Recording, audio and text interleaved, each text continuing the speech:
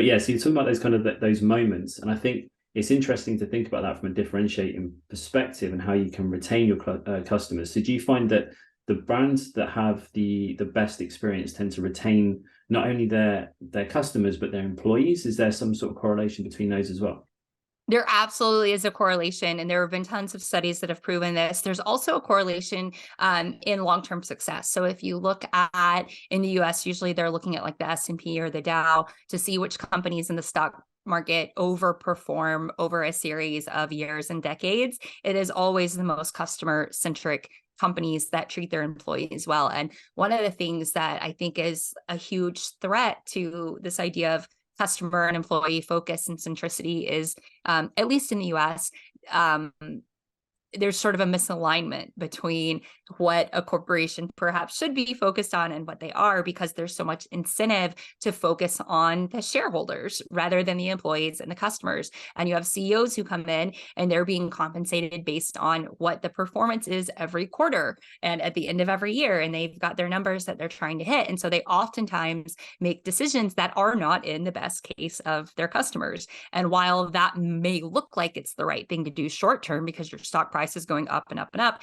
it always catches up with you. I mean, we can see even just a few months ago with Southwest Airlines. That was a company that traditionally had been known as a very customer-centric company because of the way they treated their customers. But their previous CEO was an accounting guy. And even people within the company, pilots and flight attendants and airport workers had said, we had been saying for years that there was a huge problem that was about to happen because of our antiquated technology. And we wanted to update it. We knew it wasn't providing a great customer experience. We knew it wasn't providing a good experience for pilots and crew members. And because the CEO was saying like, not this quarter, not this quarter, not this quarter, not this quarter, because they were focused on those numbers, we saw a huge meltdown. And so I think it's incredibly important for companies not to just use their stock price as the mark of failure or success.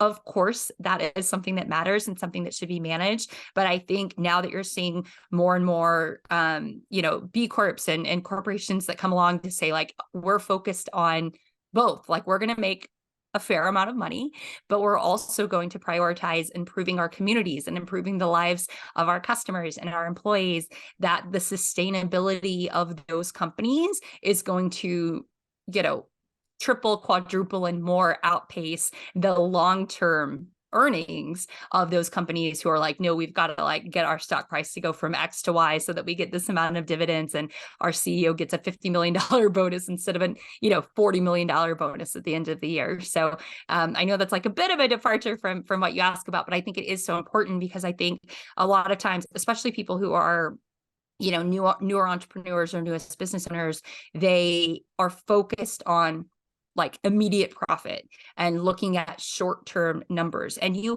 absolutely can have the best people and profit, but you've got to do it in the right order, because if you put profits before people, you're going to consistently have employee churn. You're going to consistently have customer churn, because people can feel when you're like, I care about you, just not as much as I care about money.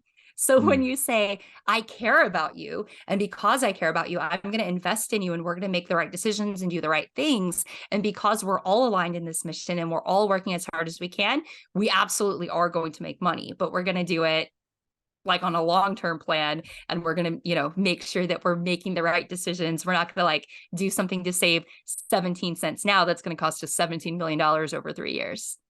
Yeah, the Southwest one's a really good example because they had such a strong brand, such a well built brand over many years, many decades, kind of like kind of the way that they've been established or whatever. But yeah, it's amazing how that kind of house of cards can come crumbling down if you don't do the right thing, if you don't prioritize, like you said, your customers or your employees, and it can really come back to bite you. There was also the guy from CrossFit who did a similar thing, and it kind of took that down as well, and it was really, really sort of a good example on that side of things. So in terms of the experience, there was something I read that talked about experience as being in 2 stages. So you kind of have the peak and the end of the things that you remember from any interaction, any experience. It's the peak and the end of it that are kind of the states that you remember.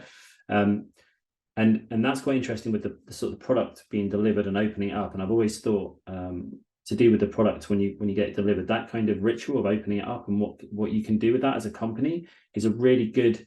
A lot of people don't put the time into that, or the ideation into what they could do with that particular moment. And I think that's a really interesting one, especially now with the social kind of trend of unboxing that's going about on social media and stuff, especially on YouTube and things like that, and TikTok. What are your thoughts on that in terms of the product being delivered and how you can do that, and how you can do a similar thing potentially, but with say a service-based business, and how that works? You mentioned email earlier on, but there are other ways that you can do that to create that experience. Yeah, absolutely. And you're right. Unboxing videos are so huge. And if you can get it right, then you have this amazing long tail effect of this natural advocacy that's happening because your customers want to tell their friends. So the right answer is going to be different for everyone, because the thing that you've got to do is make sure that what you're doing is authentic to your brand, authentic to your experience. So if you have a subscription service that's all about beauty products, that's going to look very different than, somebody who does like a lawn care subscription box or a candy subscription box. So the first thing is, again, start with your story. Go back to what makes you unique, what makes you different, what is your superpower, for lack of a better word, and how are you sharing that story? How are you putting that on display? So I would say one thing to keep in mind is that you want to eliminate as many frustrations as possible. So if you are a delivery service, the reality is you are dealing with outside partners, right? You've got whoever is actually delivering the package. You may have constraints that you're trying to work within with, the box and the tape and the actual like logistical things. And your customers don't care.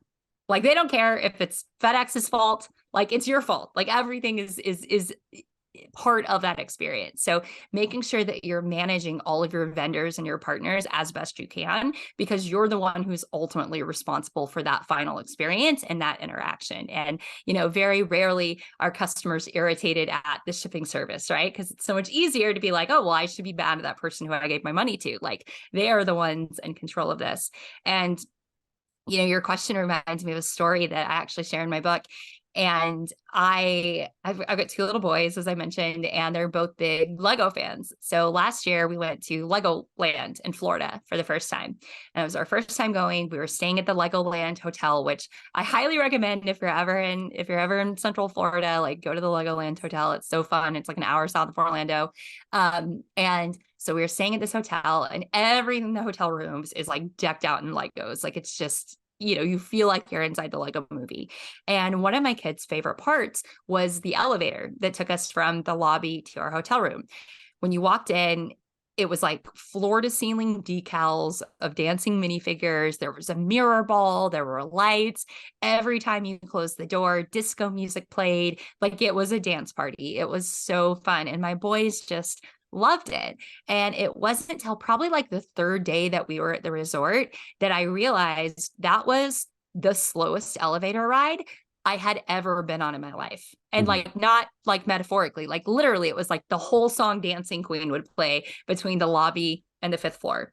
And it was such a small elevator too. It was like one family. So you would wait for like a long time to get on the elevator. And then it was really, really slow. But it took me days to notice how slow that elevator was, because they had turned it in to an experience. And every business, whether you're new or old, whether you've got millions of customers or just a handful, there are slow elevators in your client experience. Like, there are things that could be painful, and it's up to you whether to say like, oh, well, like, I don't control the speed of the elevator, so that's just something we're going to have to overlook.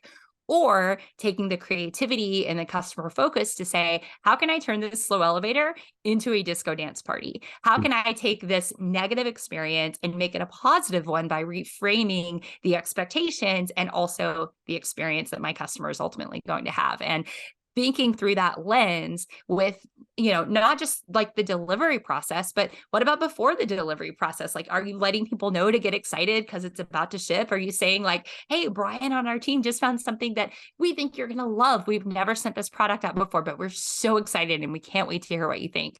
And then after the fact, are you following up with people to say like, hey, haven't heard from you. Like, I hope you love that new thing you just got. Why don't you tag us on social, share a message? Or, when people do share messages on social, feel? Are you doing surprise and delight? Are you making sure that you're amplifying that enthusiasm or that advocacy and taking advantage of it? So I think looking through the lens of like, how do I make this the most amazing experiences for my customer?